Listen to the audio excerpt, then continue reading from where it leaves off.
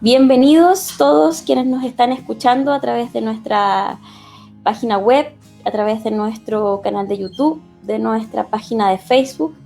Les damos a todos la bienvenida a este conversatorio, nuestro séptimo conversatorio ya, Conversaciones en el Camino. Hoy con invitados internacionales, tenemos también invitados desde Colombia, Perú, ya lo vamos a estar presentando en unos minutitos más. El tema de hoy lo hemos titulado Biblia y Evangelio y esperamos en Dios tener un diálogo provechoso con nuestros invitados y también con la participación de todos quienes nos escuchan.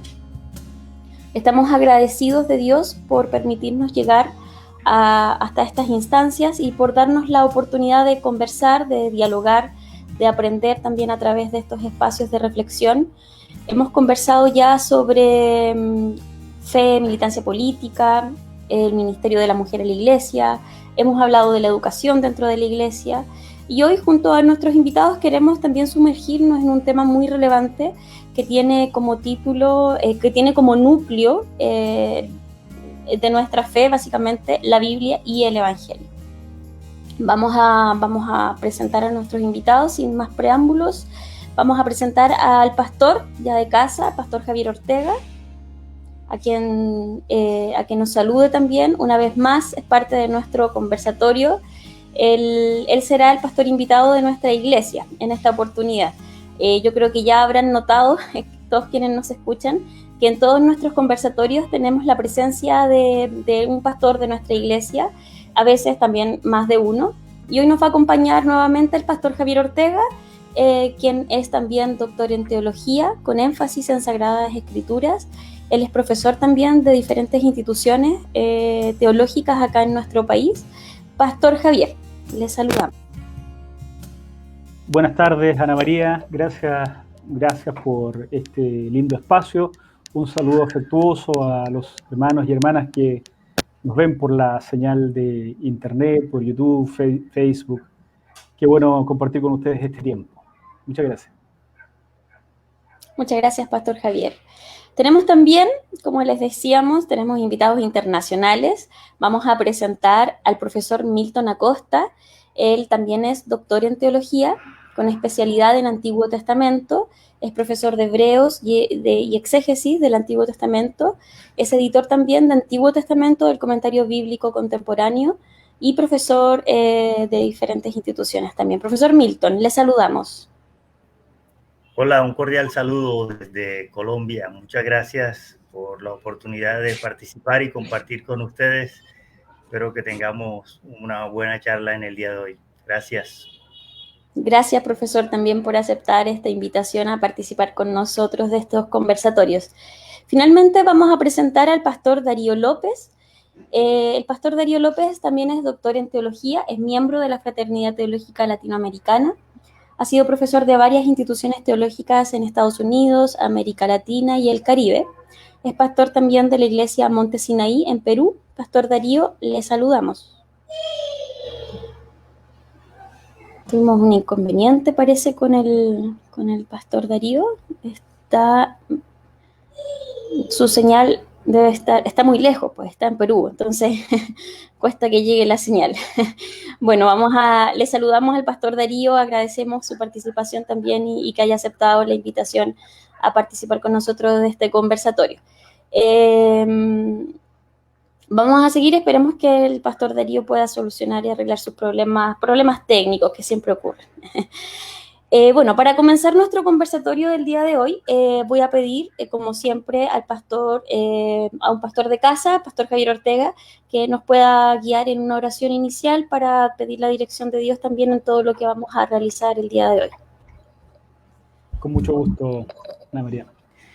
Señor, agradecemos la oportunidad de compartir este tiempo. Gracias porque en el marco de la conversación, Señor, vamos construyendo un pensamiento más robusto, Señor, y en esta ocasión sobre este tema tan importante como es la relación del Evangelio con la Biblia. Gracias por permitirnos estos espacios, gracias por la buena disposición de Milton y de Darío a venir a compartir sus conocimientos y su sabiduría con nosotros. Pero gracias a ti también, Señor, por permitir que este equipo de trabajo que hace posible todo esto en comunicaciones y los equipos de la Iglesia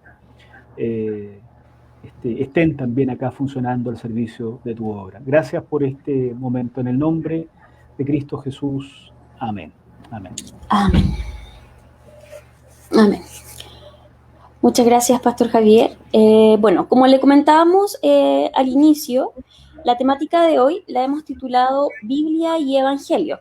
Bueno, Pastor Darío, voy a darle la oportunidad para que salude porque hubo un inconveniente técnico. Así que, Pastor Darío, le saludamos. Buenas tardes, perdonen, tengo problemas con la conexión de internet. Una alegría estar con ustedes en esta tarde para un diálogo que confío será bastante provechoso para todos nosotros. Muchas gracias. Muchas gracias, Pastor Darío, por su disposición a participar con nosotros. Bueno, como le estábamos diciendo y como le comentábamos al inicio, la temática de hoy la hemos titulado Biblia y Evangelio. Esta actividad, los conversatorios, ha buscado desde un comienzo mostrar a través del diálogo la actividad de la Iglesia en sus diferentes áreas. Les decíamos que habíamos pasado por varias temáticas ya. Hemos querido reconocer la proclamación del Evangelio en sus diferentes ámbitos y desde nuestro lugar también, desde nuestro contexto, ir reconociendo así cómo entendemos y cómo proclamamos el Evangelio de Jesucristo, en este caso como latinoamericanos, chilenos en particular y más particular aún como miembros, por ejemplo, de una iglesia local. Bueno, esta noche queremos dialogar en torno a estos conceptos, Evangelio, Biblia y todo lo que de lo que de ello se deriva, en el fondo, reino de Dios, justicia de Dios, interpretaciones bíblicas en torno a todo ello, etc. Y como les decía, tenemos la bendición de tener representantes de algunos países latinoamericanos que me imagino yo nos van a ir contando también cómo se percibe o cómo deberíamos percibir el Evangelio desde nuestro lugar como latinoamericanos.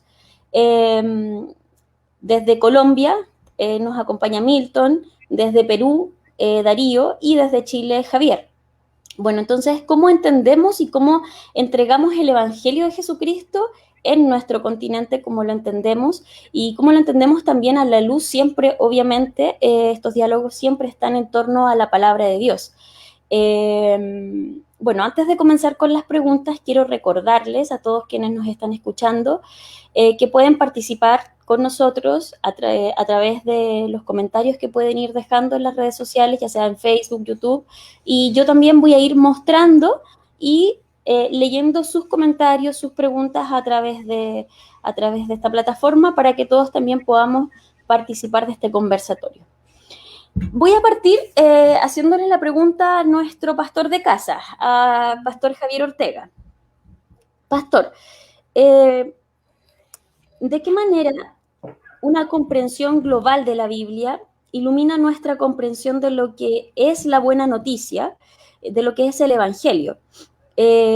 Cómo la falta de esta comprensión, por ejemplo, genera reduccionismos de lo que es verdaderamente el Evangelio, acotándolo a ideologías asumidas, códigos culturales, doctrinas o tradiciones de ciertas corrientes evangélicas. Bueno, bien, gracias por la pregunta, Ana María.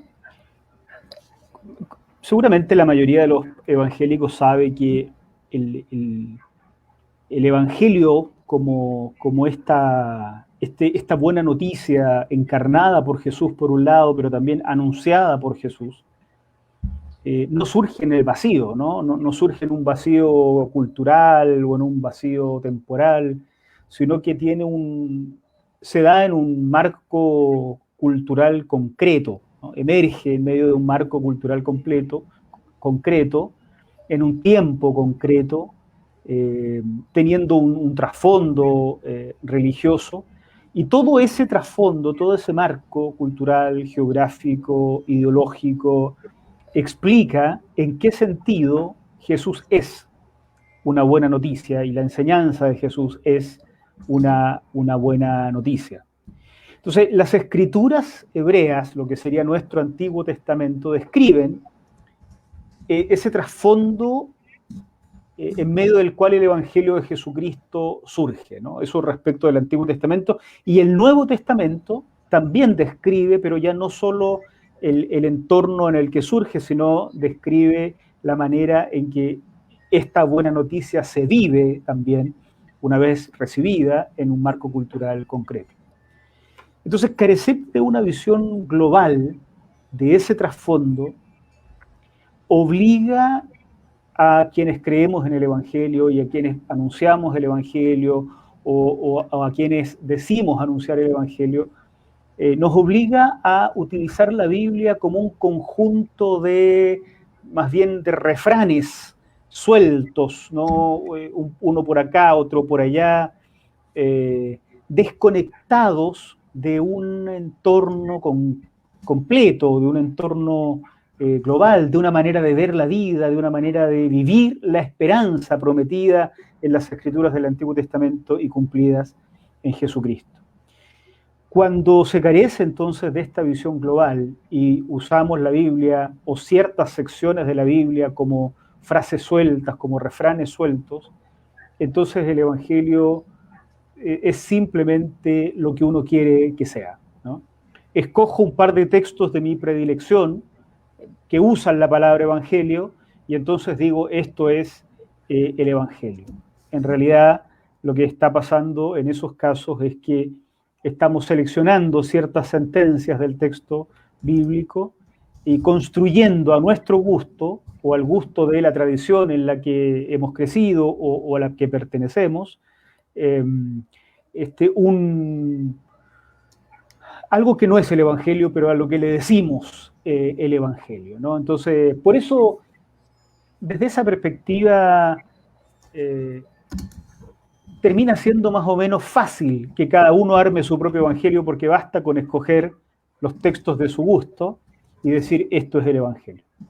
Hay personas que esto lo hacen con mucha honestidad y podrían hasta dar la vida por una selección de textos a los que llaman el Evangelio.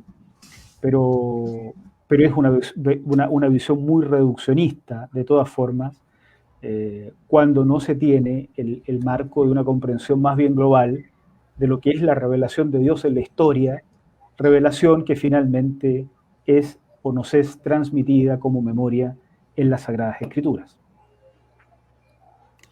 Pastor, ¿cómo podríamos darnos cuenta de que lo que estamos construyendo, como bien dice usted, no es a nuestro gusto? O sea, bueno, dio algunas luces, esto de no tomar versículos aislados, pero ¿cómo más podríamos darnos cuenta de que realmente lo que estamos construyendo desde nuestras iglesias o desde nuestro discurso no es a nuestro gusto? ¿Cuáles podrían ser las herramientas que nos ayuden a construir lo que es el verdadero evangelio y no nuestro gusto del evangelio? Es una buena pregunta. Yo tiendo a pensar que es muy difícil que así con tanta seguridad uno diga, mire, yo lo que estoy predicando está libre de polvo y paja, ¿no?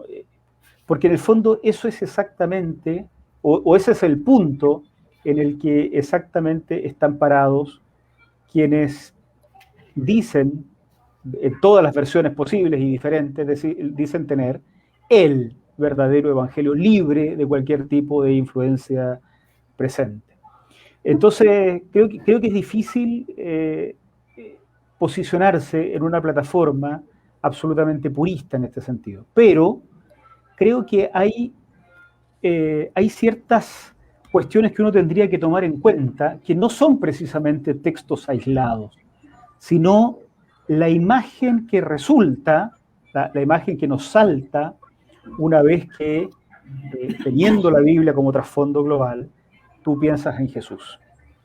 Porque cuando piensas en Jesús, en lo que hizo, en su vida, en los acontecimientos, en las polémicas que vivió, cuando piensas en lo que la gente decía de Jesús, que ha quedado registrado en los textos, y luego el movimiento posterior a Jesús, que refiere a él como núcleo, cuando piensas en eso, hay ciertas expresiones actuales que no cuadran. Por mucho que sean muy fieles a cierto conjunto de textos bíblicos, como que a uno le queda la impresión de que ciertas construcciones teológicas no cuadran con la imagen de Jesús. No cuadran. Y bueno, yo creo que ahí la imagen de Jesús precisamente, que resulta de la lectura de los textos, es voy a decir, una voz de alerta que uno tendría que tener siempre visible para evitar estos reduccionismos, ¿no? No basta con citar un par de textos bíblicos, sobre todo cuando lo que resulta de estos textos rejuntados es algo diferente a lo que pareciera que proyectaba el Señor. Perfecto. Muchas gracias, Pastor. Quisiera ahora preguntar al profesor Milton. Profesor Milton, ¿cuáles son los desafíos para un cristiano frente a una sociedad que evidentemente reclama corrupción? Yo creo que no solo nos pasa a nosotros aquí en Chile, sino que también es una experiencia que han vivido en Colombia y que se ha vivido en Perú. Una sociedad que estalló, que reclama corrupción, que reclama injusticia, desigualdad, y que obviamente notamos que a gritos demanda justicia social.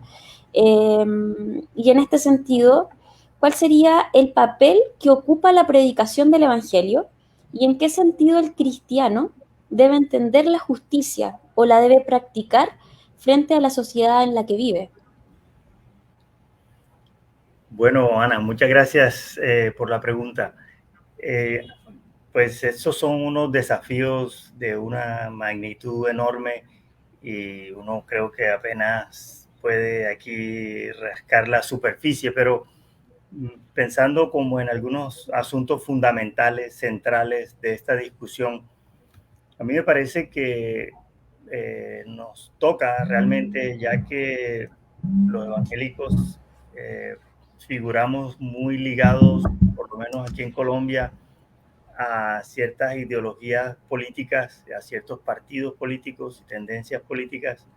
Creo que una primera tarea para nosotros es reconocer y superar el reduccionismo que nos imponen los partidos políticos que son de nuestro gusto sobre la comprensión de la justicia. Es decir, me parece por lo que uno escucha, lo que lee y las entrevistas, que tenemos una comprensión muy pequeña del sentido bíblico de la justicia y que esa comprensión que tenemos a veces refleja más la ideología de un cierto partido político que lo que dice la escritura en toda su amplitud sobre ese tema. Y pienso que para reconocer y superar ese reduccionismo, podríamos empezar con algo muy sencillo que me parece que solo decirlo podría sonar simplista, pero algo sencillo como leer Génesis capítulo 1 y 2 y preguntarse cómo concibió Dios que fuera la vida aquí en el mundo de los seres humanos. Y uno a partir de allí puede pensar en el tema de la tierra, la economía, inclusive las mismas semillas de las plantas y todo eso. ¿Cómo vio Dios que era eso? Y pensar en qué sentido se entiende en el Evangelio la restauración de todas las cosas. Entonces uno se pregunta, ¿la restauración a qué? Y allí tal vez podríamos empezar a articular un mensaje que sea más cercano a la Escritura que a lo que nos impone el partido político de nuestro gusto. Entonces, eso sería un camino.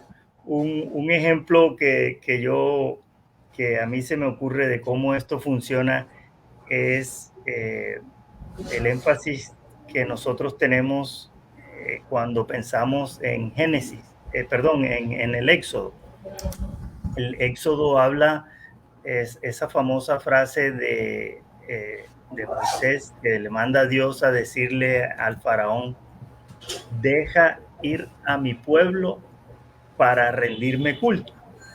Entonces, si uno va a dividir a los cristianos en dos grupos, en un lado están los que enfatizan el deja ir a mi pueblo, es decir, la liberación, la ética, la justicia, todo eso, deja ir a mi pueblo. Y están los otros que enfatizan el para rendirme culto. Entonces, el énfasis mayor está en el culto, en la adoración, en canto, pero nada que ver una cosa con la otra. Entonces, creo que una comprensión del Evangelio creo que incluiría las dos cosas, una comprensión que supera las ideologías que nos imponen los partidos políticos y que también nos imponen del exterior. Entonces, la predicación me parece, pensando en la segunda pregunta, que tiene un papel fundamental en la instrucción de los creyentes en temas como este, en las sociedades en que vivimos, marcadas por tanta injusticia, desigualdad y todo eso, de comprender textos fundamentales que de una u otra forma tienen una gran influencia en el resto de la escritura. Entonces yo empezaría por ahí, como una vuelta a la Biblia, a lo inicial, a la comprensión de esto, y luego ver cómo estos temas se ven, toman forma a lo largo de la escritura. Y bueno, cerraría pensando en el Salmo 89, por ejemplo, que describe a ese Dios soberano que incluiría Génesis 1 y 2, pero también incluye el Éxodo, ¿cierto? El Dios que crea, que hace maravillas, que crea un mundo de cierta manera, pero que también se opone a las manifestaciones del pecado y la injusticia. Y el Salmo 72, que es el Salmo del Rey, donde se celebran esos atributos de Dios, de que su trono está, el trono de Dios está fundado en la justicia y el derecho. Y dice luego el Salmo 72 que en la justicia y en el derecho también se fundamenta el trono del Rey. Gracias, profesor Milton. Bueno, yo dije al comienzo que usted era especialista en Antiguo Testamento y tenemos algunos libros que nos han llegado de usted sobre profetas. Entonces, quisiera hacerle una pregunta en relación a esto y aprovechándome de su especialidad en Antiguo Testamento igual. ¿Cómo cree usted que hemos entendido, tal vez como latinoamericanos, el mensaje de los profetas?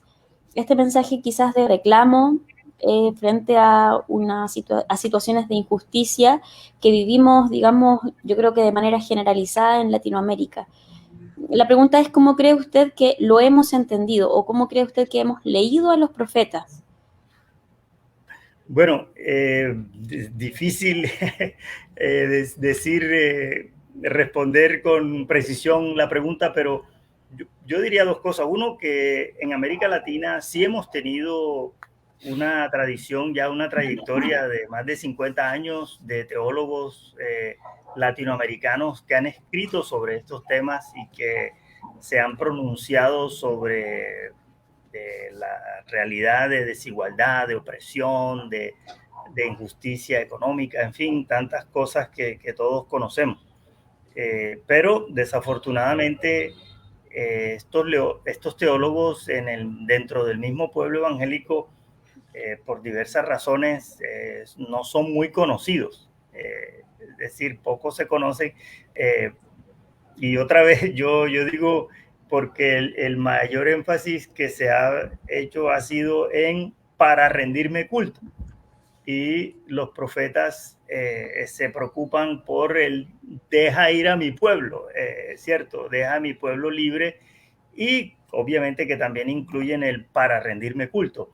Pero creo que no puede funcionar bien la cosa si no se dan el evangelio, pues si no se dan los dos. Entonces yo sí creo que se ha hecho un trabajo importante de los teólogos latinoamericanos, pero que son mayormente desconocidos. Muchas gracias, profesor Milton. Pastor Darío,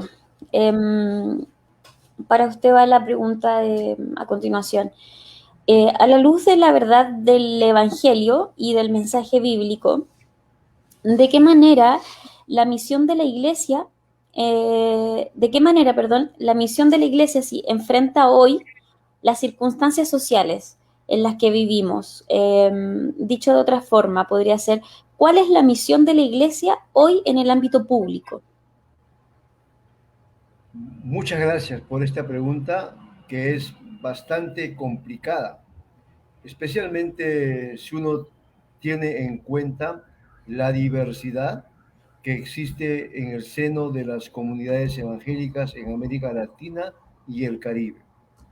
No todos vamos a pensar lo mismo sobre determinadas circunstancias, o no todos vamos a responder, por ejemplo, de la misma manera y con el mismo énfasis y también compromiso a problemas transversales en América Latina, como por ejemplo la corrupción, de la que ya habló Milton, las injusticias diversas que tú expresaste también, Anita, o el problema de la violencia en contra de la mujer, o la presencia de lo evangélico y de los evangélicos en lo público.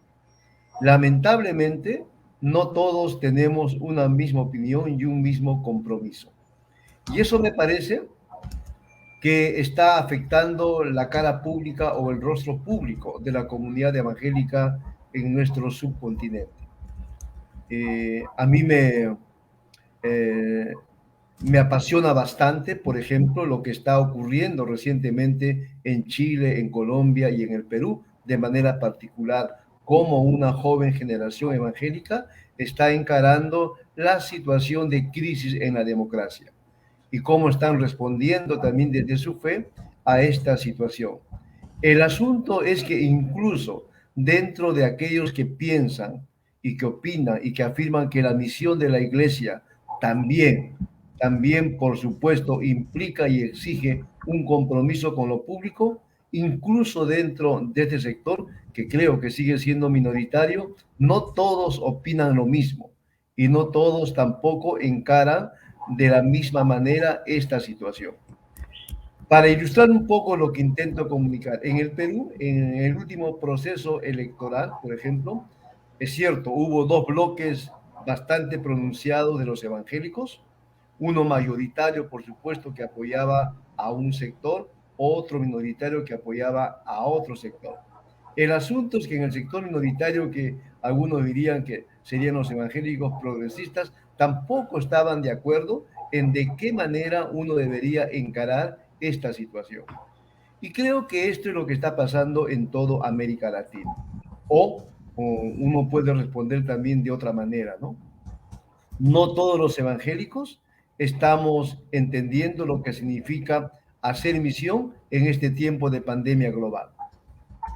O no todos estamos entendiendo de la misma manera qué significa encarar el problema transversal de la corrupción. O tampoco estamos entendiendo qué significa responder a la situación de violencia en contra de la mujer o a la pobreza y pobreza extrema que existe en toda América Latina.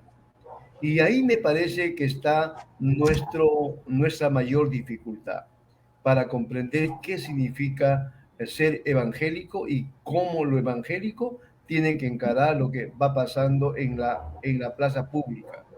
Y es lamentable que andemos divididos en este asunto cuando deberíamos hacer siquiera el esfuerzo por comprender que hay asuntos comunes que tendríamos que encarar.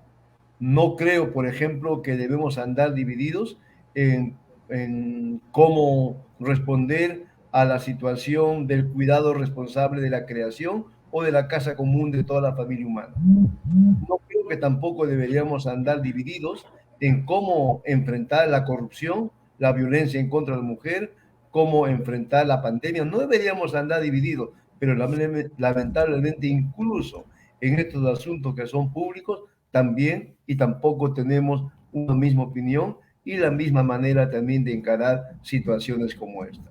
Lo que sí yo creo, y eso lo he afirmado siempre o casi siempre, es que el Evangelio, siendo una verdad pública, es para ser vivido también en la vida pública. Y para ser vivido, por un lado, por todos, porque todos somos ciudadanos, y por otro lado, por aquellos que tienen vocación para meterse en el terreno de lo público y desde ahí dar cuenta de quiénes son y hacerlo de manera tal que no repitan lo mismo que repiten los otros políticos o los otros partidos políticos. Y ahí también incluso tenemos nuestros problemas, porque no todos los evangélicos que entran al terreno de la política tampoco actúan de la misma manera. Y en América Latina hemos tenido casos de evangélicos en lo público que han sido tan corruptos o más corruptos que los propios políticos. Y cuando las iglesias se han enfeudado en una sola dirección política, también han manchado la cara de toda la comunidad evangélica y han enlodado el testimonio de todos los creyentes. De todo tenemos. Entonces, para ser bastante sencillo, ¿no? Cuando hablamos de lo que significa la misión de la iglesia en el ámbito de lo público, lamentablemente no todos opinamos lo mismo y no todos caminamos en la misma vereda. No debería ser así, no tendría que ser así. Milton nos ha recordado que por lo menos 50 años los evangélicos ya estamos reflexionando sobre el mensaje social y político de los evangélicos. 5 décadas, pero no siempre hemos sido capaces de encarar de la misma manera que los profetas encararon su coyuntura, nosotros en América Latina y el Caribe. Sigue siendo, creo yo, sigue siendo un desafío el hecho de entender que el Evangelio es una verdad pública para ser vivido en toda su dimensión, en todas sus exigencias, en el espacio público. Sí, damos el espacio a si es que alguno panelista quiere reaccionar. El pastor Javier Ortega. Sí, tengo una pregunta.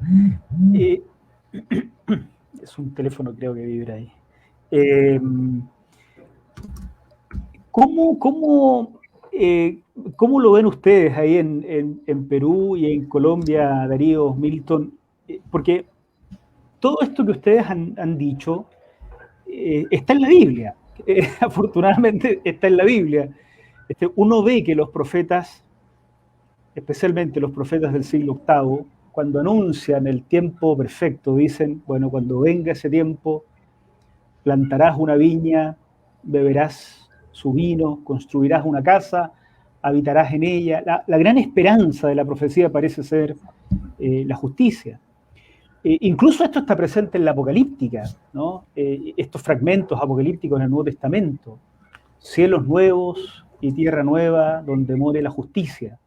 Entonces, todos estos elementos que ustedes han mencionado, uno los ve en la Biblia. Sin embargo, en Chile enfrentamos una situación, digamos, dentro del común pensamiento evangélico, a pesar de que todo eso está en la Biblia, no es evangelio. El evangelio es otra cosa. El evangelio es un discurso que se acepta, se rechaza con el consecuente acto proselitista, ¿no? Si te predico el evangelio, te haces evangélico. Si no te haces evangélico, has rechazado el evangelio. Pero todos esos elementos que están en la Sagrada Escritura no se comprenden como parte del evangelio.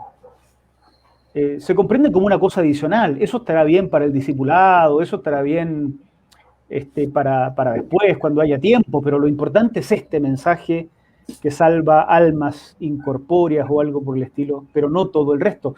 Y eso es un tema muy fuerte que uno percibe en Chile en general, digamos, no estoy pensando específicamente en alguien, pero en general, ¿cómo se ve esto en Perú, por ejemplo, o en Colombia? Bueno, voy a atreverme a responder con algo que nos ha recordado Milton, que me parece formidable realmente y que aparece en más de una ocasión en el libro de Éxodo, ¿no? Deja ir a mi pueblo al desierto para que me dé culto o para que me sirva. Por un lado, aquellos que enfatizan la primera parte deberían entender que dar culto al Señor también implica denunciar las injusticias. Quedarse callado frente a situaciones evidentes de injusticia es no darle culto a Dios. Y aquellos que afirman la segunda parte, que hay que darle culto a Dios, también deberían entender exactamente lo mismo. No se puede separar esas dos dimensiones. Darle culto a Dios es hablar fuerte acerca de aquello que delante de Dios no está bien para absolutamente nada. O sea, aquel que diga que está hablando en el nombre del Señor o aquel que diga que está dándole culto al Señor y se olvida del pobre. Pues los profetas tienen una frase que a mí me parece formidable, ¿no? Eh, Mañana, cuando te acuestes, pregúntate dónde dormirá el pobre el día de mañana. Eso también es darle culto al Señor. Y nosotros nos hemos olvidado de ello precisamente. Queridos pastores y profesores, ya nos están llegando algunas preguntas desde nuestras redes sociales y voy a hacer una pregunta de Matías. Perdón, Ana María, tal vez Milton iba a responder también la misma pregunta. Sí. Perdón. Difícil uno saber las causas, ¿no? Porque existen los diagnósticos que han hecho los estudiosos de la preferencia que ha existido en muchos contextos, incluyendo el nuestro, que es irónico porque son contextos de mucha necesidad, ¿cierto? Donde se enfatiza el culto a Dios, pero no las implicaciones éticas que tiene el culto a Dios. Ese es simplemente la realidad, y todos los recursos se invierten, y la mayor parte de los recursos se invierten en el culto a Dios sin la consideración de qué implica para la vida ética y social rendir ese culto a Dios. Pues uno podría decir que esa es la literatura que se distribuye, eso representa una situación más cómoda. Vemos también que en los evangelios hay problemas parecidos, ¿no es cierto?, de los creyentes, porque simplemente es más cómodo. Nosotros, por ejemplo, aquí en Colombia, que trabajamos con el tema de la movilización de profesionales para responder al desplazamiento forzado en Colombia, que es una crisis humanitaria de mayores proporciones. No es fácil. Vieran ustedes la dificultad de conseguir iglesias que se unan a estos programas, iglesias grandes en ciudades grandes con muchos recursos. Muy difícil, ¿cierto? Siendo que se trata de más de 8 millones de colombianos, es decir, más del 16% de la población, y hemos decidido que estas personas no existen, no las vemos, no sabemos dónde están, pero estamos ocupados en el culto. Claro. Bueno, frente a todo esto que están respondiendo, estas ideas diferentes que tenemos los evangélicos, Matías Olivares pregunta, dice, frente a la ambigüedad con la que la Iglesia responde a las demandas sociales, ¿es coherente pensar que el testimonio bíblico acerca de Jesús sí se encuentra más cerca de un sector político o ideológico?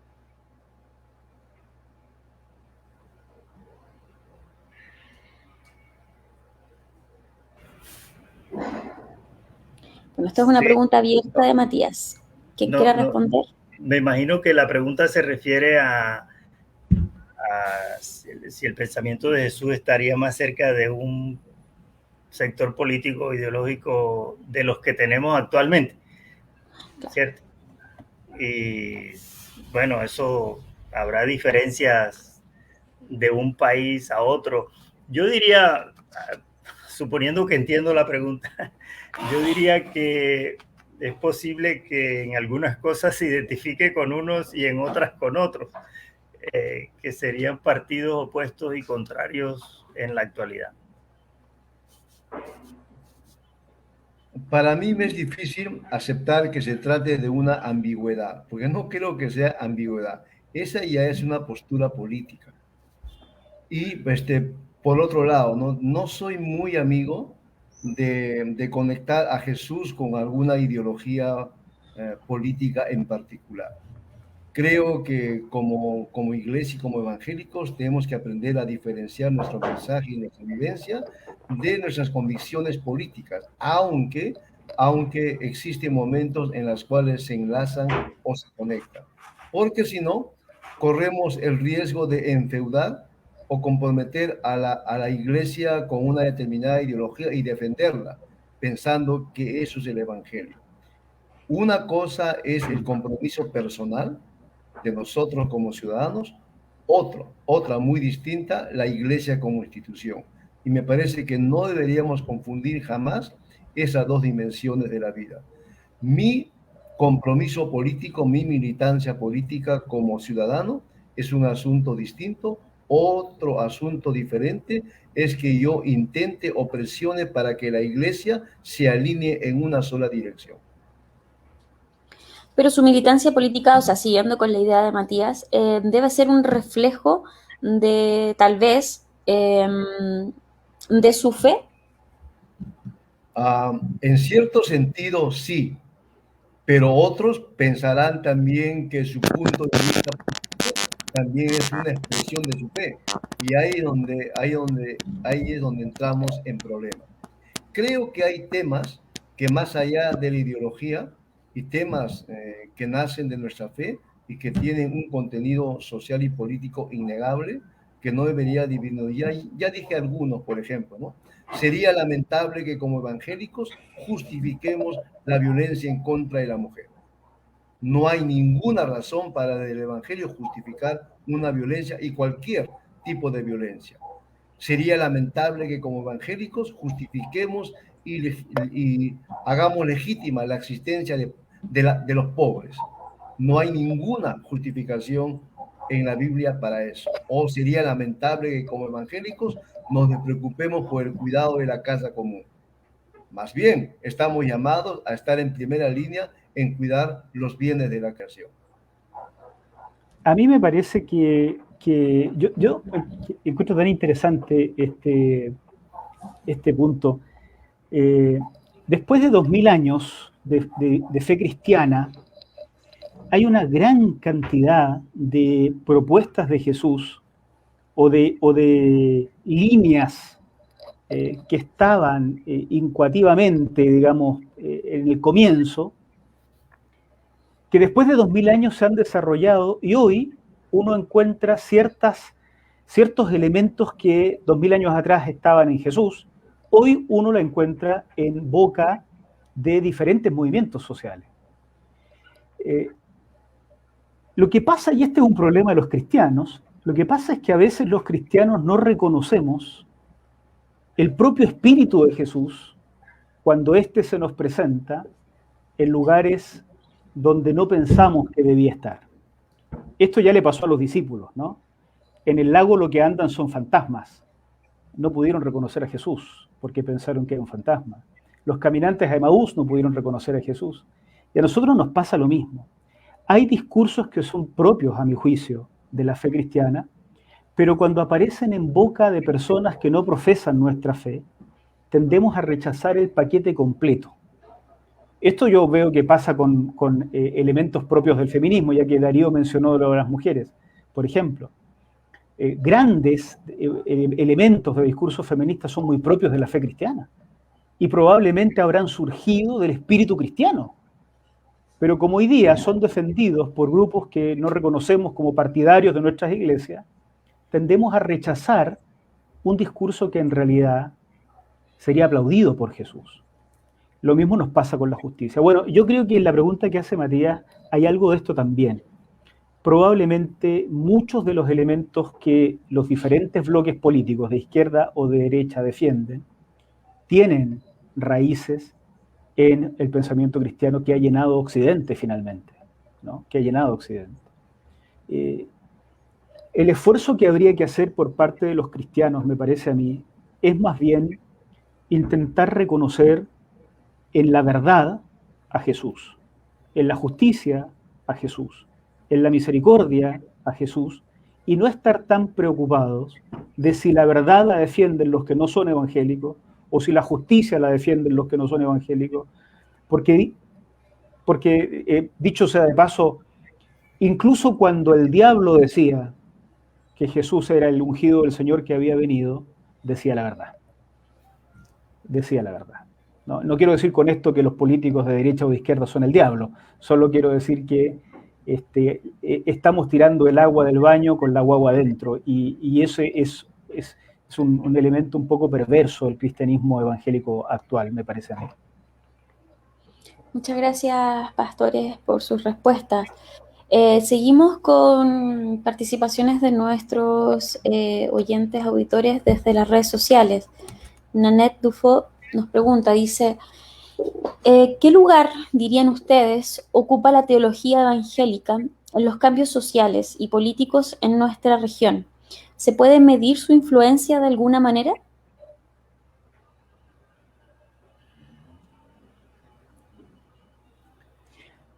Quizás en la forma como los evangélicos estamos respondiendo a las situaciones que viven en nuestros países. Creo que en las acciones diaconales, por ejemplo, en la situación actual de pandemia, se puede ver hasta qué punto la teología se hace carne o se hace vida en la presencia de los creyentes, en esos espacios donde casi no hay vida o la vida es despreciada, ¿no? A mí me parece que de esa manera es probable que se pueda medir cómo la teología evangélica se hace vida y se contextualiza. Pastor Darío, ¿usted ve con esperanza, de acuerdo a la respuesta que también nos dio en la primera pregunta, ve con esperanza el futuro teológico o el futuro de esta incidencia teológica en el ámbito público con estas nuevas generaciones? Yo sí, pero mi preocupación es que esta nueva generación evangélica que ha salido con pie firme a lo público está desencantada de la iglesia. Esa es mi preocupación. No están haciendo militancia congregacional. En parte porque los pastores no sabemos escuchar y no hay espacio de diálogo. Y en parte porque están frustrados y desencantados con la manera como las iglesias han actuado en las últimas décadas. Y entonces aquí en Lima yo converso con mis amigos de qué manera acompañar a estos jóvenes, y son jóvenes con educación universitaria, acompañarles y de alguna manera proveerles un espacio en el cual ellos juntos, colectivamente, puedan también tener culto sin dejar de hacer lo que están haciendo, ¿no? Esa es mi gran preocupación. Por un lado, me alegra la presencia de los jóvenes evangélicos en los espacios públicos y que dialogan con los sectores incluso que piensan completamente distinto a los evangélicos, pero me entristece el hecho de que estén alejándose paso a paso de la vida de la iglesia. Voy a mostrar de nuevo la pregunta de Nanette, si alguno de los panelistas quiere, digamos, retomar esta. ¿Se puede medir la influencia de alguna manera de la teología evangélica en los espacios públicos? Pues yo diría que está bastante difícil en el sentido de que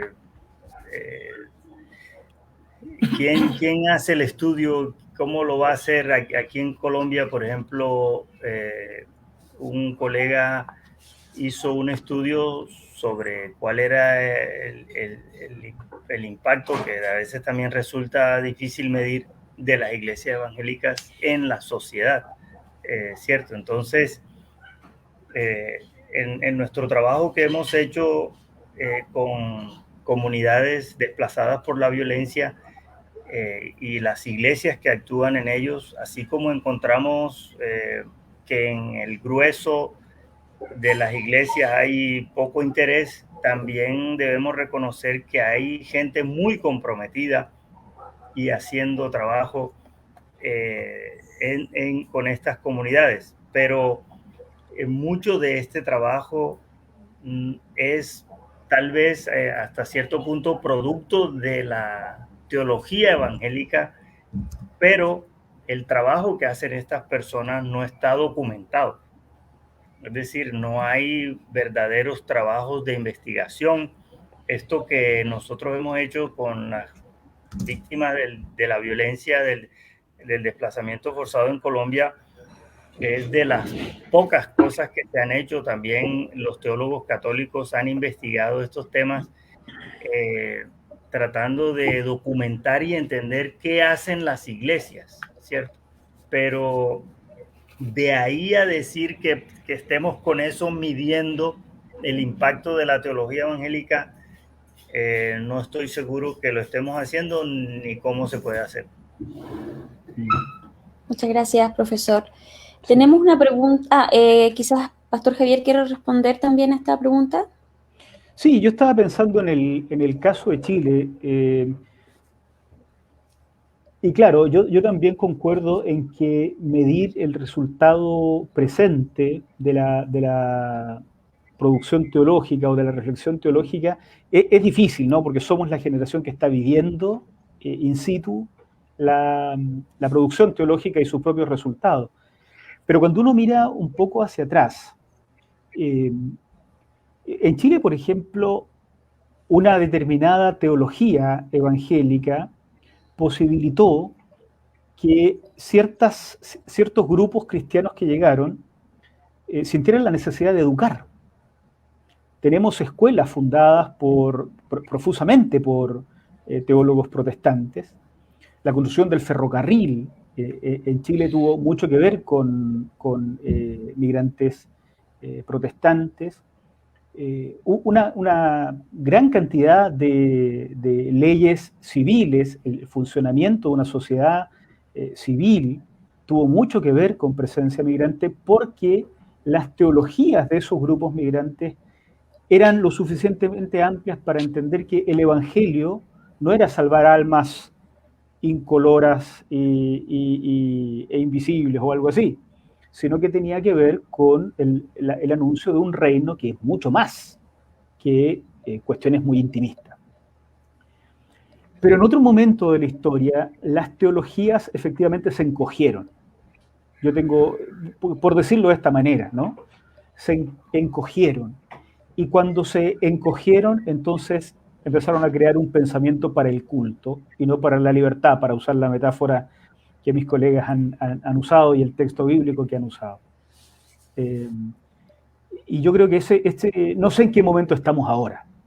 Si nos estamos encogiendo todavía más, y entonces los resultados que vamos a tener es que nuestra teología va a servir para hacer un par de canciones, o si estamos ampliando la reflexión teológica, y entonces la teología va a producir ciudadanos y ciudadanas que sean luz en medio de las tinieblas.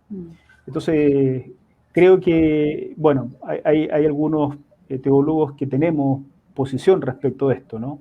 No debemos encogernos, debemos ensancharnos, de tal manera que la teología piense la sociedad como un espacio en el cual Dios bendice y el Señor reina.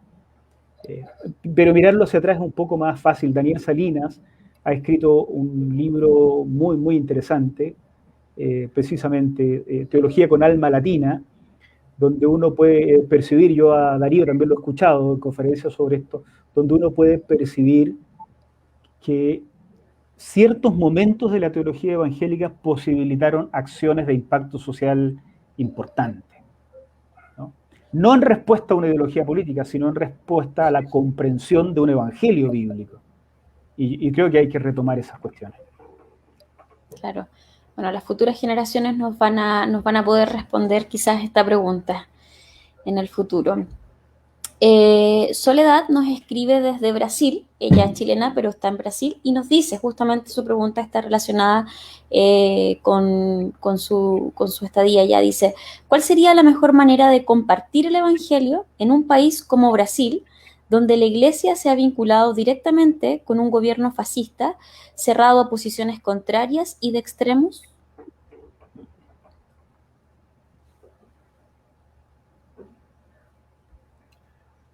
Bueno, yo me voy a atrever a decir algo, no porque conozca también la situación de Brasil, sino porque entiendo que se parece mucho a la que vivimos en otros países, ¿no? Y lo primero que hay que reconocer es que no es fácil, porque nosotros en estos temas tenemos hermanos, hermanas, familia, gente de nuestra propia familia que piensa completamente diferente sobre estos temas y hay una verdadera polarización, fragmentación de las familias y de las iglesias por estos temas políticos en este momento. Entonces, eso es difícil porque es una cuestión de pasiones también, ¿cierto? Una cuestión muy apasionada, el hecho de que las familias estén dispuestas a pelearse y a dividirse por, por un político, ¿cierto? La sangre de Cristo no nos une lo suficiente como para mantener esos lazos de hermandad y a veces los lazos de sangre tampoco son suficientes y terminamos en tremenda fragmentación. Entonces yo digo que, bueno, nos toca orar unos por otros, ¿cierto? Fervientemente por estos asuntos y también aprender a dialogar con humildad.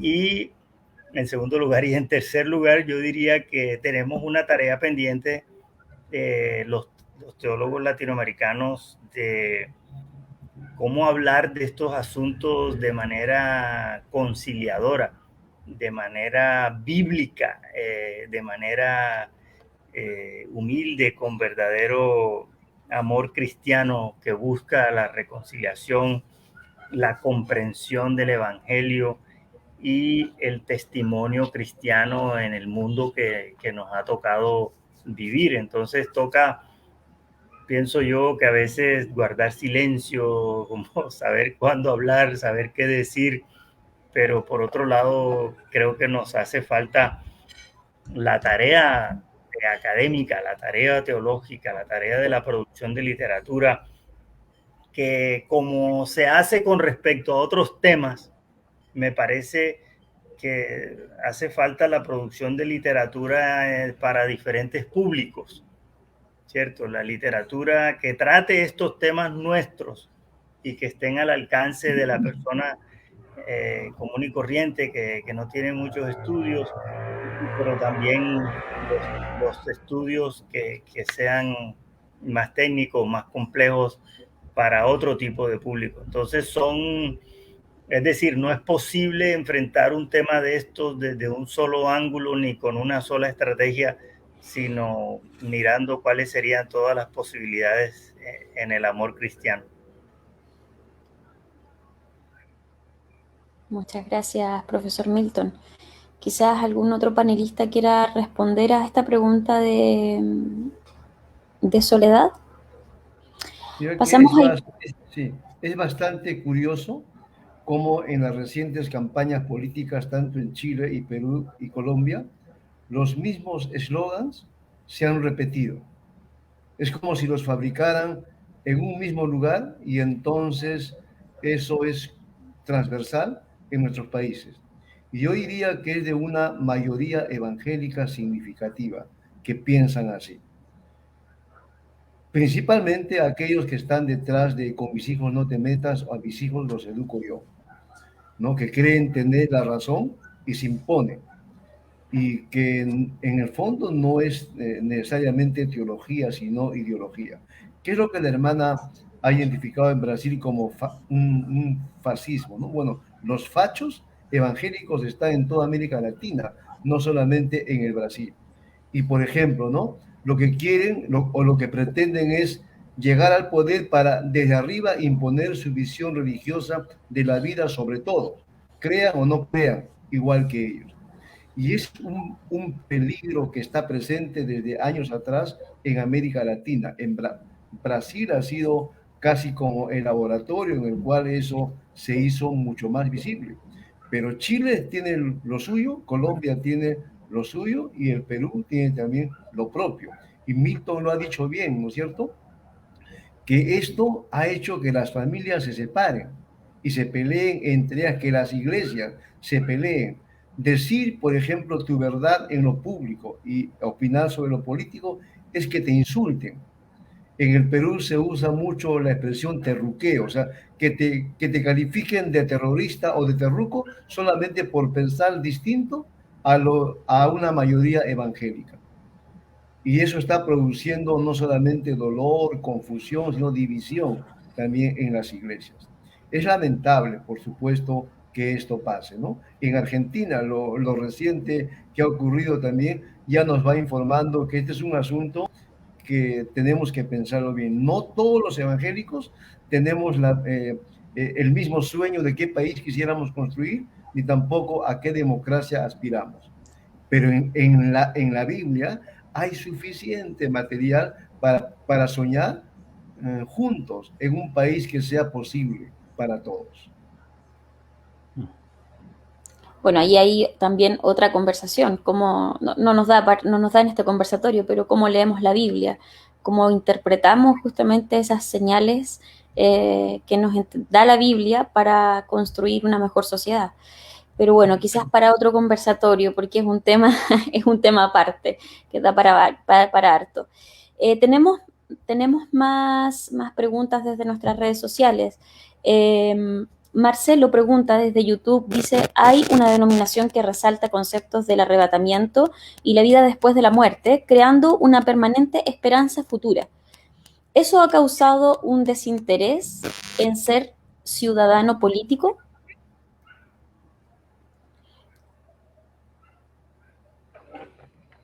Si me permites, Ana María, me gustaría dirigir algunas palabras en este sentido. Yo pienso que no. Pienso que la creencia en la vida después de la muerte, la esperanza de arrebatamiento, que es una esperanza presente en muchas tradiciones evangélicas, si bien no en todas, la esperanza en una vida eterna, etcétera, que es parte de las creencias que ciertos grupos en el Nuevo Testamento mantuvieron, nunca anuló la otra dimensión de esta esperanza. Por el contrario, se supondría que la conciencia de una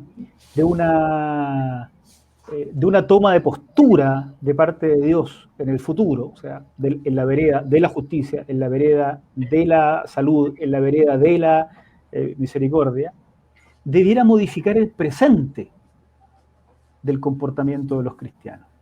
Entonces, la creencia en estos aspectos de la escatológicos, digamos, de ninguna manera tendría que anular el comportamiento o la ética comprometida, presente, crítica, militante, digamos, de transformación social.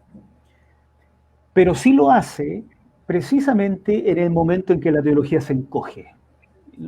Voy a terminar acostumbrándome a ese término, pero sí lo hace, porque en ese momento, cuando la teología se encoge, entonces, de todos los elementos posibles en la Sagrada Escritura, los teólogos escogemos los que pertenecen a nuestro posicionamiento ideológico.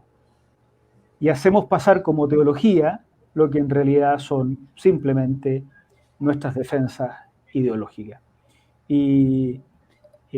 Pero no de suyo. O sea, no es que esta creencia bíblica sostenida por muchos evangélicos sea el problema. el problema es el ocultamiento del otro 90% de la Sagrada Escritura, donde sí hay un reclamo permanente de parte de Dios por el comportamiento injusto y por un comportamiento poco comprometido en los seres humanos, ¿no?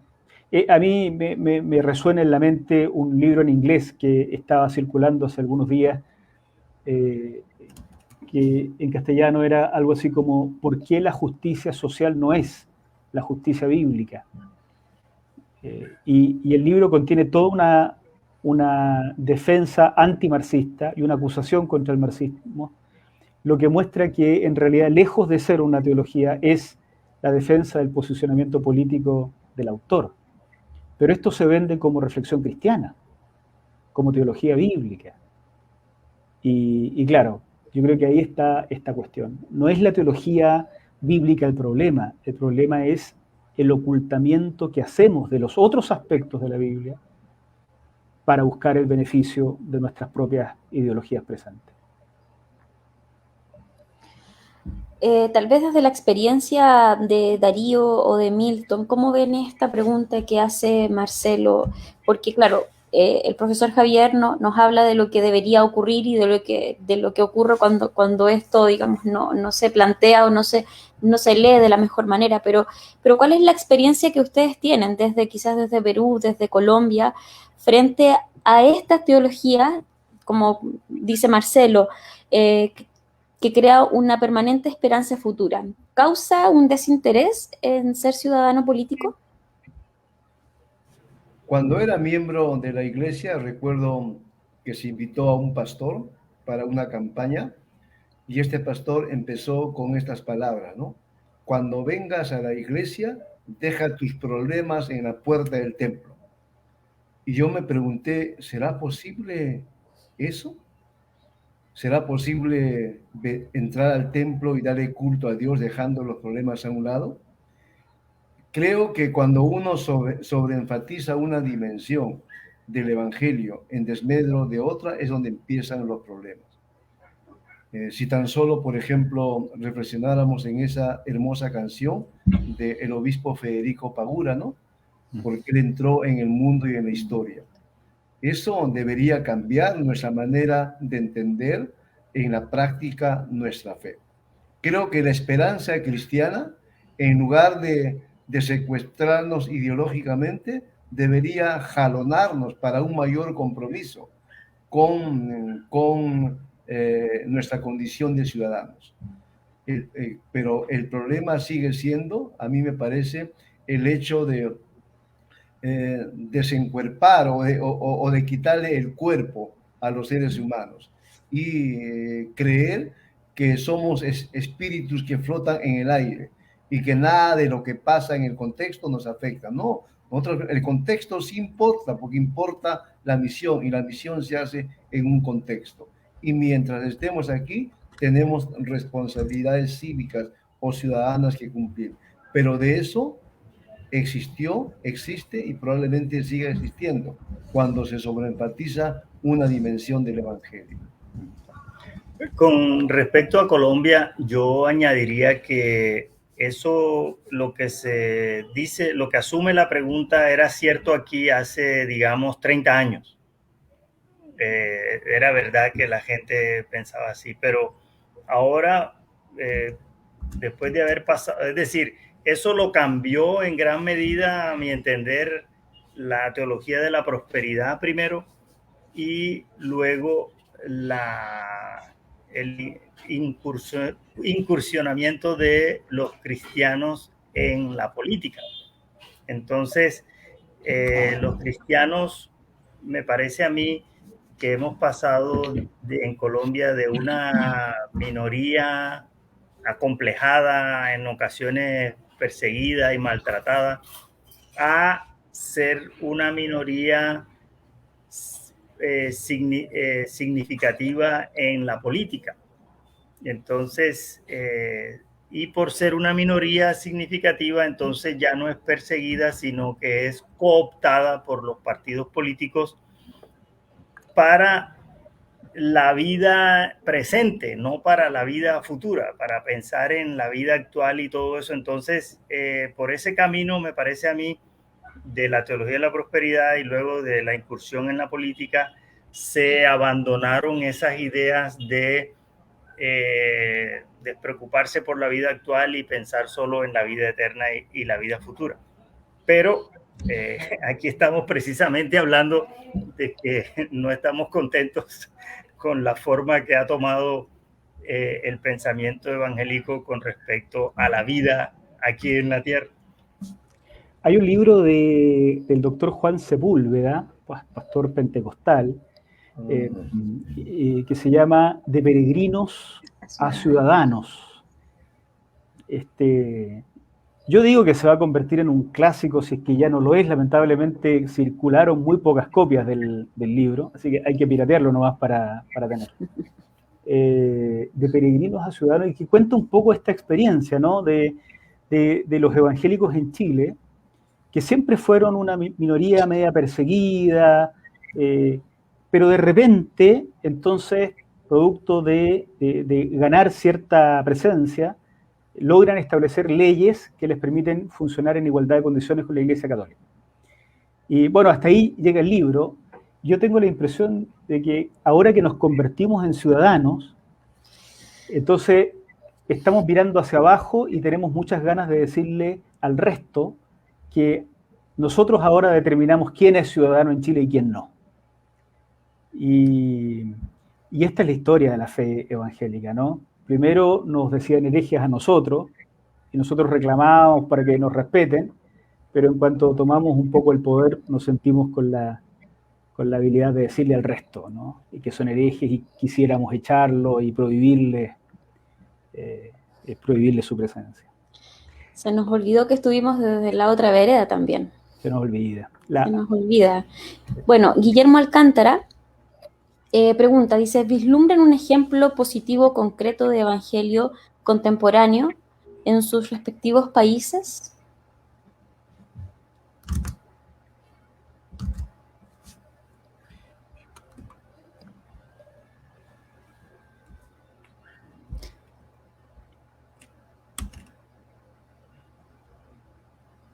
Pues yo digo, puedo hablar de nuestro trabajo otra vez con comunidades que han sido víctimas del desplazamiento forzado. Hemos encontrado muchas iglesias, muchas comunidades alrededor del país, que algunas con conocimiento de la misión integral y los pensamientos de los teólogos latinoamericanos, como René Padilla, por ejemplo, y otros sin conocimiento de esta teología en particular, que buscan articular una fe y un mensaje evangélico que responda a las situaciones que ellos viven en los lugares donde están, es decir, a las preguntas sencillas del ejemplo de Jesús, que significa predicar el evangelio y hacer el bien aquí donde estamos, ¿cierto? En la situación de cada uno. Entonces, esto lo hemos encontrado en zonas rurales, en ciudades pequeñas, ciudades intermedias, en ciudades grandes, iglesias que predican el evangelio y que trabajan por sus comunidades siguiendo el modelo de Jesús, el modelo bíblico, atentos al llamado de Dios, a la justicia, igualmente al perdón, a la reconciliación y todo eso. Lo que podría decir es que los ejemplos positivos uno los encuentra no pensando en las iglesias como institución, sino en la presencia de los creyentes en tantos ciudadanos y vecinos, y además también de las iglesias pequeñas. Uno encuentra ahí ejemplos altamente positivos de ciudadanía plena. Uno lo puede ver, por ejemplo, ahora en la pandemia, en el caso en el Perú, en Lima y en otros lugares, de las mujeres evangélicas movilizadas en lo que aquí llamamos las ollas comunes para luchar contra la pobreza.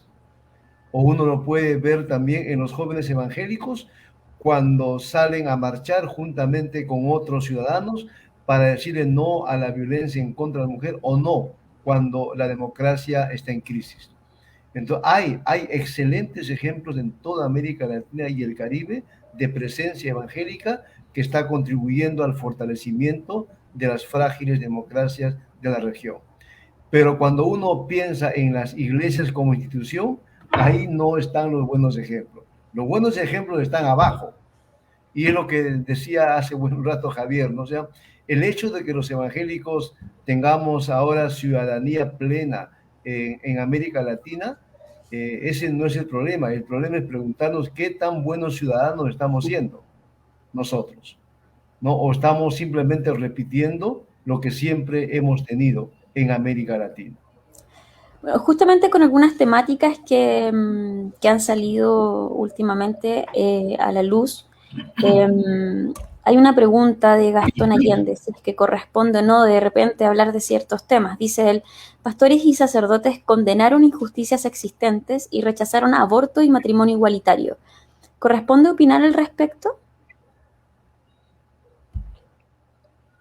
Yo creo que en una reflexión sobre la presencia de la Iglesia en este mundo, no hay temas que deban quedar de lado.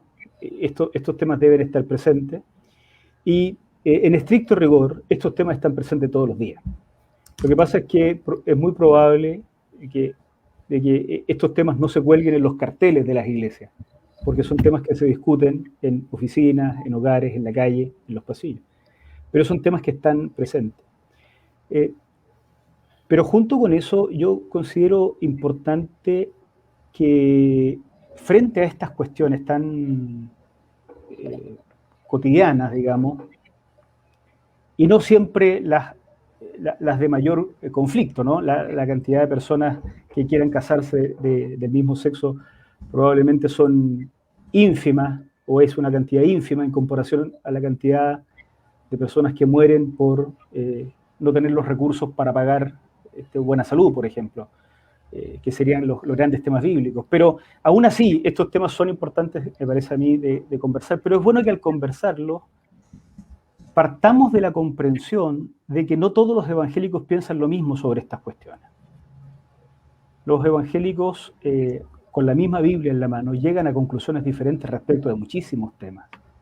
Por eso hay evangélicos que sienten más simpatía por gobiernos de derecha y otros más simpatía por gobiernos de izquierda, porque sienten que en algunas de estas políticas el reino de Dios aparece más visiblemente. En estos temas pasa lo mismo y yo creo que una buena y saludable actitud es partir entendiendo que este tipo de comprensiones de estos asuntos no surgen de citar 2 o 3 textos bíblicos que juntemos uno por allá y otro por acá, sino lo mismo que veníamos diciendo, surgen de una comprensión muy, muy, muy amplia de lo que significa la voluntad de Dios y el trato de Dios respecto de los seres humanos como seres caídos, imposibilitados de vivir completamente a la altura de la voluntad del Señor. Pero creo que sí, son temas que se tienen que conversar, a pesar de que la televisión posiciona estos temas como los más relevantes, yo sigo pensando que lo que mata gente, al menos en Chile, lo que humilla gente en Chile, lo que destruye personas en Chile, no son estos temas, aunque están ahí y seguramente llegado el momento, la mayoría de nosotros los ha tenido que dialogar privado. Responder a preguntas como estas casi siempre me mete en problemas o me meten en problemas a mí, ¿no? Pero que son, yo creo, necesarias e importantes, ¿no? Los evangélicos, por un lado, no estamos muy acostumbrados a vivir en democracia, porque en democracia se dialoga, se respeta y se aprende a ser tolerante. Y además porque en democracia no se impone un punto de vista sobre los demás. En democracia se escucha a todos y en democracia especialmente cuando se trata de políticas públicas, siempre van a existir temas debatibles, opinables y complejos. Pero por otro lado, ¿no? Cuando converso con mis hermanos evangélicos que dicen ser pro vida y pro familia, yo le digo que ser pro vida y pro familia no se limita solamente a luchar por los derechos del concebido, sino también a luchar por los derechos de los concebidos que viven en condiciones indignas del ser humano. Ser pro familia también es preocuparse porque las familias tengan vivienda, salario digno y un trabajo digno también. Es ir más allá de preocuparse por lo que se preocupa un buen sector de los evangélicos cuando piensa en el tema del matrimonio civil igualitario o en el asunto del aborto. Es mucho más de lo que ellos creen, ¿no? Pero en democracia se escucha y en democracia no se impone. Y los evangélicos tenemos que recordar nuestra historia. Ya muy bien lo han expresado tanto Milton como Javier, ¿no? De una minoría perseguida, ahora somos una minoría muy significativa que ha adquirido derechos y nos hemos olvidado que en otro momento nos ninguneaban y nos trataban como ripio social. Y ahora nosotros estamos haciendo exactamente lo mismo con las otras minorías. Y entonces es ahí donde tenemos que, por un lado, revisar nuestra historia, examinar un poco mejor qué es la democracia para nosotros y entender qué significa dialogar con el prójimo que opina diferente y que tiene una visión de la vida completamente distinta a la mía. Ese es el riesgo de vivir en democracia. Y yo no conozco otro sistema político que sea mejor que el de la democracia. Entre una democracia y una dictadura, cualquiera sea esta dictadura, voy a preferir siempre una democracia, con todas sus debilidades que tenga. Y para el evangélico es complicado, porque la tendencia de un sector importante de los evangélicos es imponer su fe sobre todos. Y nos olvidamos con mucha facilidad de nuestra historia, tenemos una amnesia histórica que eso nos hace daño a nosotros. Muchas gracias. No sé si puedo añadir algo. Sí.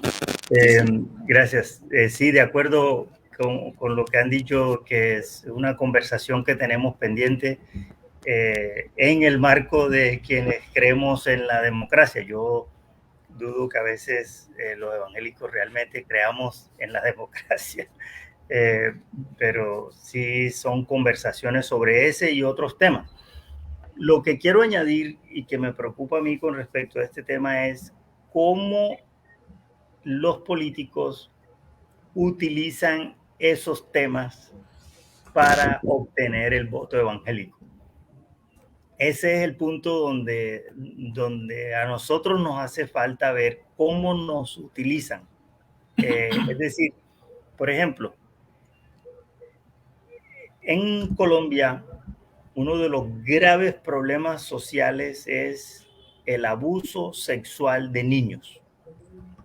Es un problema gravísimo que ocurre, según los datos que leí, un promedio de como 2 niños por hora son abusados sexualmente en Colombia. Es decir, son miles y miles por año. Sin embargo, en el discurso evangélico, el problema más grave de la familia es el matrimonio igualitario. Que, como dice Javier, son unos cuantos que lo practican, que lo solicitan, pero nos hemos convencido y nos han convencido que el peor problema de la familia no es el problema económico, no es el problema de las oportunidades de los jóvenes, no es el problema del abuso sexual de niños, sino el matrimonio igualitario. ¿Y por qué? Yo no sé si porque eso se importó de Estados Unidos o si eso se trajo de dónde, pero es que uno observa que la gente está convencida de que ese es el principal ataque y el principal problema contra la familia, cuando a todas luces no lo es, ¿cierto? Entonces, es interesante ver cómo pasan estos fenómenos, cómo los políticos lo aprovechan, y solo hablar de que son defensores de la familia, que están en contra del aborto, en contra del matrimonio igualitario, y ya estamos convencidos de que ese es el candidato que Dios puso para defender la Biblia y la fe cristiana. Y es una situación muy lamentable y muy seria. Para mí todo eso tiene que ver con esta creación de un evangelio a partir de la selección de ciertos textos de mi predilección o de la predilección de mi predicador, ¿no? Y entonces después de años es muy difícil darse cuenta de que esto que me crearon, alguien me lo creó y me lo puso en la cabeza, pero no es el evangelio que salta a la vista cuando miras la figura de Jesús. Las preocupaciones de Jesús, los temas de Jesús, el comportamiento de Jesús, es muy distinto a estos movimientos evangélicos actuales, digamos, es diferente. Hay algo ahí que yo creo que decimos que la Biblia es importante para nosotros, pero parece que es importante cuando nos sirve para justificar nuestra ideología y no al revés. Yo creo que hay que aprender a desnudarse de la propia estructura y meterse a la escritura para encontrarse con el Dios revelado en la historia y ver cómo salimos de ahí y después de eso ver cómo funcionamos. Pero lo hacemos al revés. Y pasa esto que dice Milton y Darío. Los evangélicos cortados con una tijera. Justamente de lo que me voy a tomar de una palabrita que utilizó el profesor Milton, esto de dónde habrá salido, quizás son pensamientos importados, quizás de dónde. Quiero terminar, bueno, avanzó el tiempo, pero quisiera terminar con una pregunta que tiene que ver justamente con esto de dónde sale esta diversidad de puntos de vista. Hablaron aquí que hay una diversidad de puntos de vista que tenemos como evangélicos y también el cómo comprendemos el mensaje. Pero ¿por qué piensan ustedes quizás que aquí en Latinoamérica asumimos como evangélicos, se asume tan fácilmente quizás teologías elaboradas desde contextos del hemisferio norte, por ejemplo? ¿Por qué se nos es tan fácil asumir este tipo de teologías? Y con esta pregunta quiero que cerremos y finalicemos el conversatorio. Hay muchas preguntas desde las redes sociales, pero no las vamos a alcanzar a hacer todas, se nos pasó el horario, pero quiero que con esta pregunta terminemos.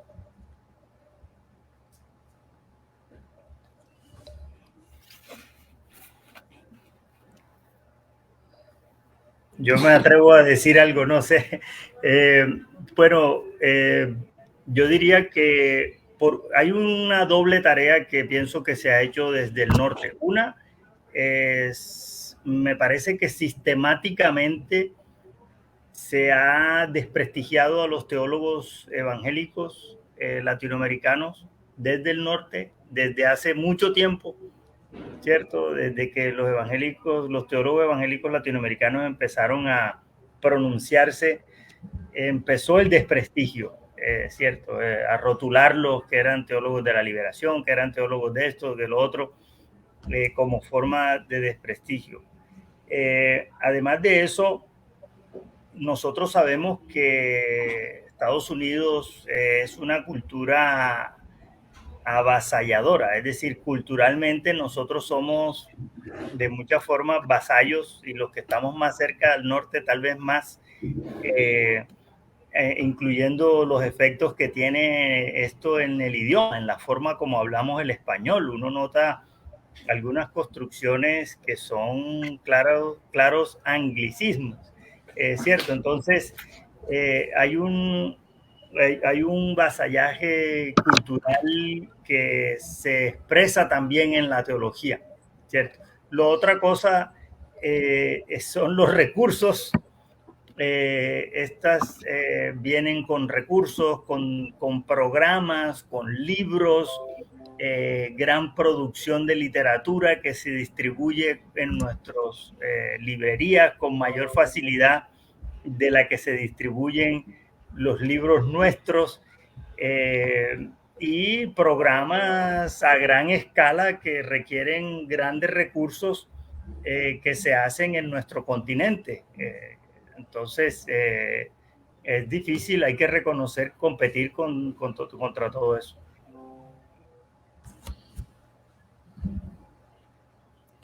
Pastor Darío.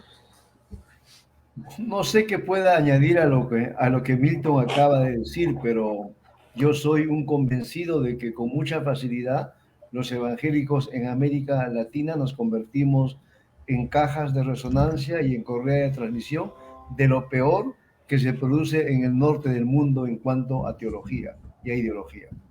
Y ahí estamos, porque casi lo mismo que se piensa en el norte, el evangélico promedio lo repite y cree que es verdad irrefutable en América Latina. Y casi es no solamente un desconocimiento, sino un rechazo, y diría hasta un desprecio por aquello que se reflexiona desde nuestra propia realidad, que hay que aprender a valorarlo. Yo he aprendido muchísimo, conociendo, relacionándome y también en las lecturas de lo que producen los pensadores evangélicos en América Latina y en el Caribe. Por ejemplo, cuando leí el libro de Milton, El humor en el Antiguo Testamento, no imaginan ustedes cómo me reía mientras iba leyendo el libro por ese humor tan fino del Señor, pero es un humor que te invita a dialogar con Dios y a reflexionar teológicamente. O yo me he deleitado, por ejemplo, leyendo lo que ha escrito Javier y también lo que ha escrito Juan José Barreda en el libro en común acerca de la mujer, y me encantó bastante leer, y yo quisiera que esa misma actitud también tengamos nosotros. Yo acabo de escribir también mi gratitud, por ejemplo, a un libro que a mí me encanta del teólogo católico Gustavo Gutiérrez, El Dios de la Vida, ¿no? Que cada vez que leo ese libro digo, qué belleza de construcción teológica, porque para mí es el libro con más contenido bíblico, diría, que ha escrito Gutiérrez, además de los otros libros, ¿no? Entonces, puedo deleitarme leyendo a otros compañeros de América Latina.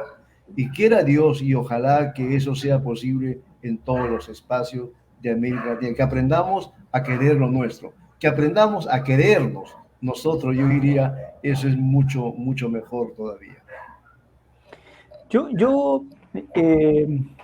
Sí, yo comparto, pero me parece que la moneda tiene otra cara que es también interesante de mencionar, porque tengo la impresión de que se ha hecho un trabajo de joyería desmantelando la capacidad crítica o la capacidad de lectura crítica de la Iglesia Evangélica en América Latina. Sermón tras sermón criticando al que piensa diferente, criticando al que opina distinto, que después de décadas con discursos de ese tipo, nadie quiere salir de su zona de confort. Entonces, si me ponen sobre la mesa un libro de una editorial que no es la editorial evangélica que he conocido toda la vida, no quiero leerlo. Si me ponen a un autor y más encima Darío me dice que es católico, no quiero leerlo, porque es católico. Algo se me va a pegar, tal vez, no sé. Y eso es un trabajo que alguien ha hecho desde lugares de poder, púlpitos, instituciones teológicas, y yo creo que ahí hay un gran problema. Yo recuerdo haber leído años atrás una tesis de maestría que hablaba en contra de la teología de la liberación. Y cuando revisé la bibliografía, no había un solo libro de un teólogo de la liberación. O sea, jamás habían leído teología de la liberación. Entonces, esto de no querer salir de tu zona de confort, sino replicar lo que es sandía calada, como decimos en Chile, ¿no? lo ya probado por otros, lo que algún censor extranjero ya me dijo que era bueno, eso es una cosa que nos está pasando. Porque desde Estados Unidos hay muy buena teología también. Hay producción académica de altísimo nivel. Y no solo cuando hablo del norte, no solo el norte en Estados Unidos, por supuesto que Estados Unidos también, pero también los países nórdicos, la Escuela Escandinava de Teología, que para mí ha sido un redescubrimiento importantísimo para los estudios bíblicos, ha generado aportes enormes al pensamiento teológico. Si algún día se supera los aportes de la escuela alemana, va a ser por la teología escandinava, probablemente. Entonces, claro que hay que leerlo, pero necesitamos recuperar esta capacidad crítica. No puede vivir uno solo replicando lo que ya creo. Y eso nos está pasando, ¿no? Yo leo solo lo que ya creo. Y entonces, obviamente, nunca voy a cambiar de opinión, nunca soy desafiado, solamente se reafirma. Y esto entonces hace que uno reproduzca cuestiones de hace 50 años, como que el mundo se detuvo hace 60 o 50 años atrás. Y bueno, eso no nos está pasando. No es culpa de los del norte, probablemente sea culpa de nosotros mismos o de quienes están en lugares de poder que han desmantelado la posibilidad de que las personas piensen críticamente y lean algo que esté distinto, que sea distinto a sus propias convicciones personales. Bueno, como nos recordó el pastor Darío esta hermosa canción de Federico Pagura, yo creo que hoy tenemos esperanza, luchamos con porfía y miramos con confianza el porvenir, como dice Federico Pagura. Yo creo que estas instancias, estos conversatorios, estas mismas oportunidades de, por ejemplo, leer un libro con tantos artículos de diversos autores latinoamericanos. Bueno, en nuestra iglesia tenemos un curso, en la iglesia Sin Providencia tenemos un curso donde estamos estudiando cada uno de estos artículos. Entonces creo que esto nos hace tener esperanza y mirar con confianza, como dice Federico Pagura, el porvenir y a estas nuevas generaciones que vienen y que, bueno, van a evaluar la teología y, como decía una pregunta, vamos a poder quizás medir estos esfuerzos, estos diferentes esfuerzos de reflexión teológica que hoy se hacen. Agradezco a cada uno de los panelistas, de los pastores, profesores que hoy tenemos. Como dije al principio, un lujo porque tenemos invitados internacionales. Agradecer a Dios también por la oportunidad que nos da de tener estas herramientas. Yo creo que eso nos expande. Tuvimos preguntas desde Brasil, imagínense. Hoy es un conversatorio internacional. Así que, bueno, darles gracias a ustedes por aceptar la invitación, por su tiempo, y también agradecer a todas las personas que nos escribieron, que nos escuchan. Yo les digo, hubieron muchas más preguntas. Por tiempo no las pudimos poner ni mencionar y ustedes no las pudieron responder, pero quizás si se meten a nuestras páginas de YouTube, de Facebook, ustedes mismos, quizás también eso es una opción, pueden responderla también por escrito si queremos seguir con esta conversación y con esta reflexión teológica. Damos gracias a Dios y, bueno, vamos a terminar como corresponde, con una oración agradeciendo a Dios por estas oportunidades, y tenemos al pastor Darío que quisiera pedirle la oración final para cerrar este conversatorio. Muchas gracias, Señor amado, por la alegría de compartir con amigos tan queridos, Anita, Milton, Javier y los otros hermanos que nos han acompañado con los recursos técnicos. Gracias también por la familia grande de América Latina y el Caribe, que ha estado también, Señor, participando con sus preguntas y escuchando este tiempo. Te damos las gracias y te alabamos por la alegría que tenemos, Señor, de poder compartir el Evangelio por diferentes medios y en diversas instancias.